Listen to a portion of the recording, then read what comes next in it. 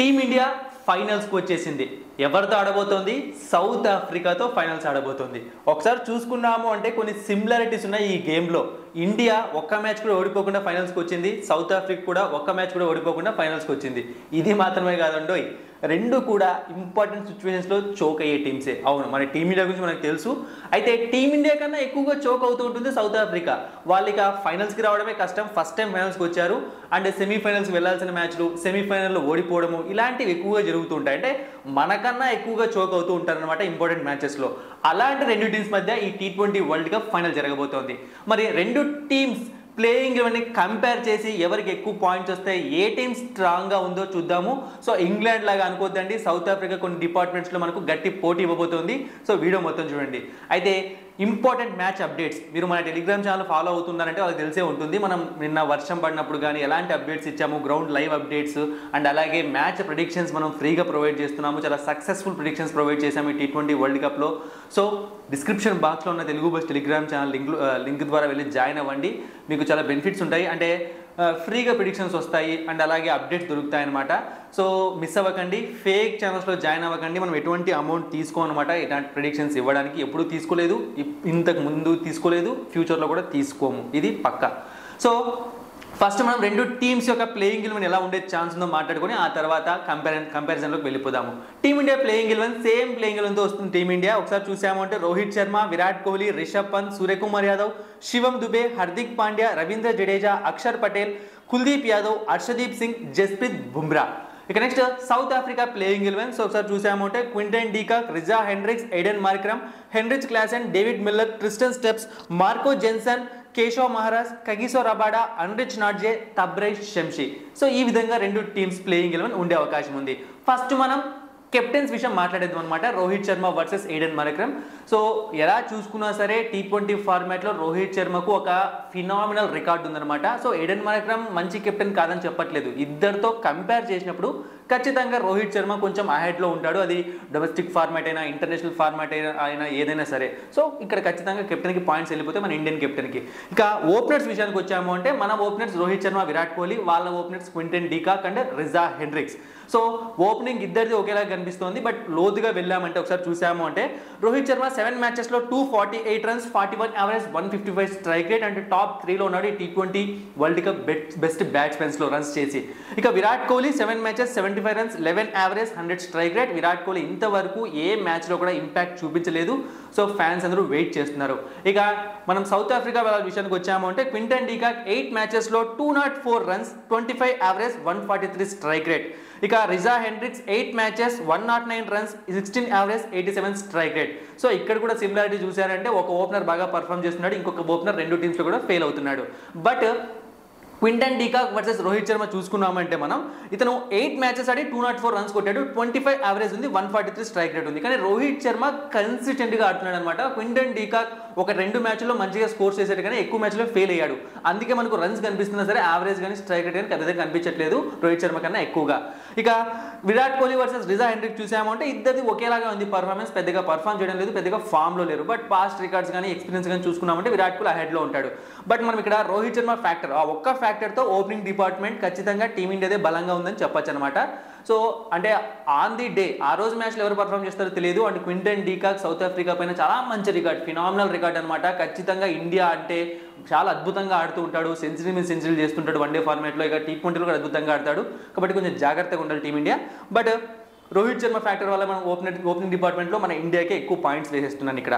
ఇక మనం middle order చూసాము అంటే ఫస్ట్ రిషబ్ పంత్, సూర్యకుమార్ యాదవ్ అండ్ శివం దుబే అనమాట. Rishabh Pant 7 matches 171 runs, 29 average, 130 strike rate. ఇక Suryakumar Yadav 7 matches 196 runs, 33 average, 143 strike rate. Shivam Dube 7 matches 106 runs, 21 average, 100 strike rate.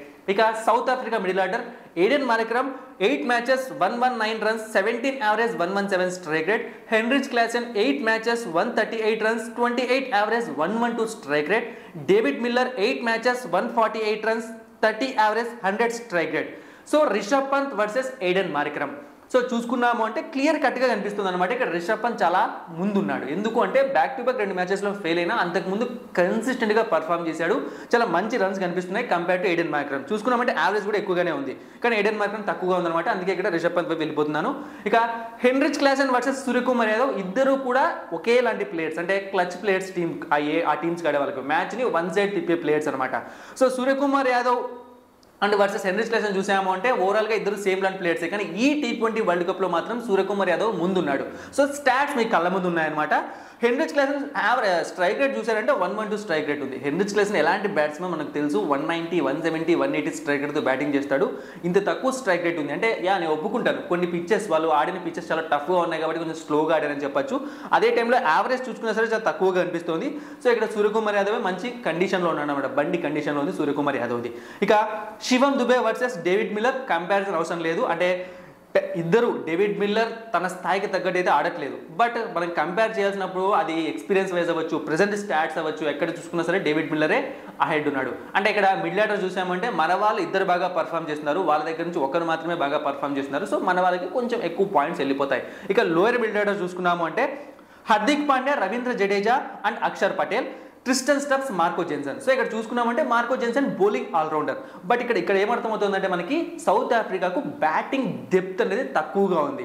So almost Tristan Stubbs పోయాడంటే ఇక వాళ్ళ తర్వాత వచ్చే మార్కో జెన్సన్ కానీ రబాడా కానీ వీళ్ళు పెద్ద స్కోర్ ఉంటే కొట్టలేరు అనమాట. ఏదో 20, 30 కొంచెం కష్టపడి ఆడగలరు తప్పితే ప్యూర్ బ్యాట్స్మెన్స్ కాదు. సో బ్యాటింగ్ డెప్త్ అనేది మనకు కనిపిస్తుంది. సో ఒకసారి స్టాట్స్ చూసినా సరే Hardik Pandya 7 matches 139 runs, 46 average, 149 strike rate. So మన టీమిండియాలో బెస్ట్ యావరేజ్ అన్నమాట బ్యాట్స్మెన్స్లో హార్దిక్ పాండ్యాకే ఉంది. చాలా కన్సిస్టెంట్గా పర్ఫామ్ చేస్తున్నాడు, కూడా మంచిగా రన్స్ చేస్తున్నాడు. Ravindra Jadeja 7 matches 33 runs, 17 average, 165 strike rate. So batting డిపార్ట్మెంట్లో పూర్తిగా ఫెయిల్ అయ్యాడని చెప్పాలి. అంటే ఛాన్సెస్ వచ్చినప్పుడు కూడా కొన్నిసార్లు తక్కువగానే పర్ఫామ్ చేశాడు, బట్ మనం ఓవరాల్గా ఛాన్సెస్ చూసుకున్నామంటే తక్కువని చెప్పాలి. ఇక Axar Patel 7 matches 45 runs, 15 average, 129 strike rate. ఇక ట్రిస్టన్ స్టబ్స్ చూసామంటే 8 matches 134 runs, 33 average, 94 strike rate. So Hardik Pandya versus Tristan Stubbs గట్టి పోటీ కనిపిస్తుంది. కానీ ఇక్కడ so Hardik Pandya consistency, Tristan Stubbs కూడా కన్సిస్టెంట్గా ఆడుతున్నాడు, బట్ స్ట్రైక్ రేట్ని చూసాము అంటే అండ్ కొంచెం యావరేజ్ని చూసుకున్నా సరే కొంచెం స్లైట్ అడ్వాంటేజ్ ఉంది హార్దిక్ పాండ్యాకు, అంతకుమించి ఏం లేదు. ఇక మనం ఈ department lower and middle order department టీమిండియాకి ఇచ్చేయాల్సింది, ఎందుకంటే ఆల్రెడీ చెప్పాను కదా ఇక్కడ బ్యాటింగ్ డెప్త్ కనిపించట్లేదు మనకు. జడేజా, అక్షర్ పటేల్ వీళ్ళు గెట్ అన్ అవ్వగలరు ఎలాంటి పిచ్చెస్ పైన సరే, బట్ ఇక్కడ అంత ప్యూర్ బ్యాట్స్మెన్స్ కనిపించట్లేదు. So lower and middle order కూడా మన వాళ్ళే కొంచెం హెడ్లో ఉన్నారు. కానీ ఇక్కడ అసలు పోటీ మొదలయ్యేది పేస్ బౌలింగ్ డిపార్ట్మెంట్లో అనమాట. ఒకసారి మీరు చూసారంటే ఆశ్చర్యపోతారు. సో మన పేస్ బౌలింగ్లో ఎవరు ఉన్నారు అంటే హార్దిక్ పాండ్యా, హర్షదీప్ సింగ్, జస్ప్రీత్ బుమ్రా. సో మళ్ళీ మీరు పేస్ బౌలింగ్ అంటే హార్దిక్ పాండ్యా నుంచి ఫాస్ట్ బౌల్స్ వేసేవారండి. ఇక్కడ రైట్ ఆర్ట్ మీడియం ఫస్ట్ అందరినీ పెట్టుకుని ఇక్కడ నేను కంపేర్ చేస్తున్నాను. Hardik Pandya 7 matches 8 wickets, 7.7 economy, చాలా బాగుంది. Harshdeep Singh 7 matches 15 wickets, 7.50 economy, అద్భుతంగా ఉంది. Jasprit Bumrah 7 matches 13 wickets, 4.12 economy, అత్యద్భుతంగా ఉంది. T20 ఫార్మాట్లో ప్రతి మ్యాచ్లో బౌలింగ్ చేస్తాడు, గన్ షాట్ బౌలర్, అతనికి 4.12 ఎకానమీ ఉంది అంటే ఇంక ఏం చెప్పగలం మనం జస్ప్రీత్ బుమ్రా గురించి. ఇలాంటి స్టాట్స్ చూసినప్పుడు ఒక ఫీలింగ్, ఆనంద ఫీలింగ్ వస్తుంది అనమాట, అంత అద్భుతంగా బౌలింగ్ చేస్తున్నాడు. ఇక సౌత్ ఆఫ్రికా బౌలింగ్ డిపార్ట్మెంట్ చూసాము అంటే Marco Jansen 8 matches 6 wickets, 6.03 economy. Kagiso Rabada 8 matches 12 wickets, 5.88 economy. Anrich నాట్జే 8 matches 13 wickets, 5.64 economy. So మీరు చూసారో అంటే ఇక్కడ క్లియర్గా మనం నీట్గా అనలైజ్ చేద్దాము లోపలికి వెళ్ళి. సో మన వాళ్ళు మంచిగా ఫాస్ట్ బౌలింగ్ చేశారు, వాళ్ళు కూడా మంచిగా ఫాస్ట్ బౌలింగ్ చేశారు. మన వాళ్ళు ఇద్దరు ఎకానమీ చూసామంటే 7.77, 7.50, బట్ ఇక్కడ చూసామంటే వీళ్ళ బౌలర్స్ ఎవరిది కూడా 6.03, 5.8, 5.64. సో టగ్ ఆఫ్ వార్ నడుస్తుంది మన బౌలర్స్ మధ్య, వాళ్ళ బౌలర్స్ మధ్య. సో చాలా అద్భుతంగా ఉందన్నమాట ఫైట్ అనేది. ఇక్కడ ఎవరికి ఎక్కువ పాయింట్స్ ఇవ్వాలో అంత ఈజీగా చెప్పలేమన్నమాట. బట్ ఇక్కడ మనం జస్ప్రీత్ బుమ్రా ఫ్యాక్ట్ అనుకున్నా సరే కగిసో రబాడాకు మన టీం ఇండియాలోని రోహిత్ శర్మ పైన అవ్వచ్చు, ఇంకొంతమంది బ్యాట్స్మెన్స్ పైన అవ్వచ్చు, మంచి రికార్డు ఉంది. సో అతనికి కూడా మంచి ఎకానమీతో మెయింటైన్ చేస్తున్నాడు.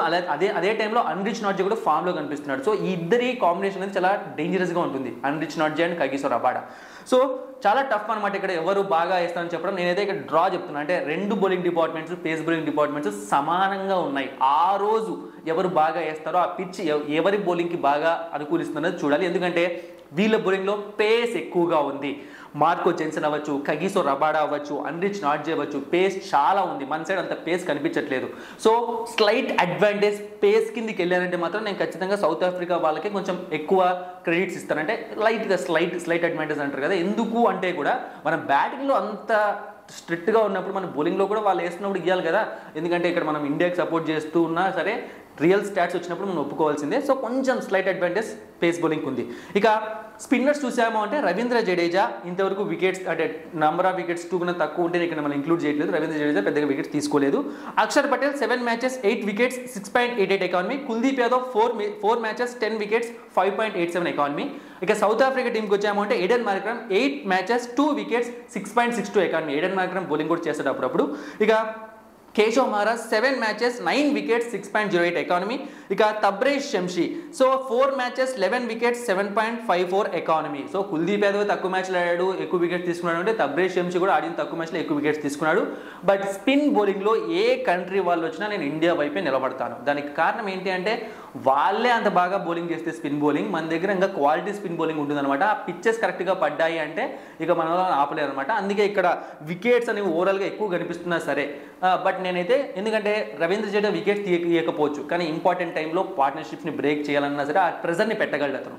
So compare to Aiden Markram Ravindra Jadeja కొంచెం క్వాలిటీ ఎక్కువ, కొంచెం కాదు సారీ చాలా అంటారు ఒక 90-95% ఎక్కువే ఉంటుంది. సో స్పిన్ బౌలింగ్లో నేను మన వాళ్ళకి ఎక్కువ పాయింట్స్ ఇస్తాను అనమాట. సో ఈ విధంగా ఉంది. మరి ఎవరికి ఎక్కువ పాయింట్స్ వచ్చాయంటే మీరు చూసుకున్నారు అంటే ఓపెనింగ్ డిపార్ట్మెంట్లో మనకే వచ్చాయి, మిడిల్ ఆర్డర్లో మనకే వచ్చాయి, లోయర్ మిడిల్ ఆర్డర్లో కూడా మనకే పాయింట్స్ వచ్చాయి.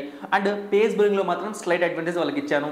స్పిన్ బౌలింగ్లో కూడా కొంచెం టగ్ ఆఫ్ ఉన్న మన వైపు వెళ్ళాను. సో ఓవరాల్గా చూసుకున్నామంటే టీమిండియాకే ఎక్కువ పాయింట్స్ పడుతున్నాయి అనమాట ఇక్కడ. అంటే టీమ్ స్ట్రాంగ్గా ఉంది మందే, బట్ ఇది మనం కంపారిజన్ స్టాట్స్ మాత్రమే చూసాం. కానీ ఆ రోజు ఏం జరుగుతుంది, ఏ బౌలర్ బాగా పర్ఫామ్ చేస్తాడు, ఏ బ్యాట్స్మెన్ బాగా పర్ఫామ్ చేస్తాడు ఎవరికి తెలియదు అనమాట.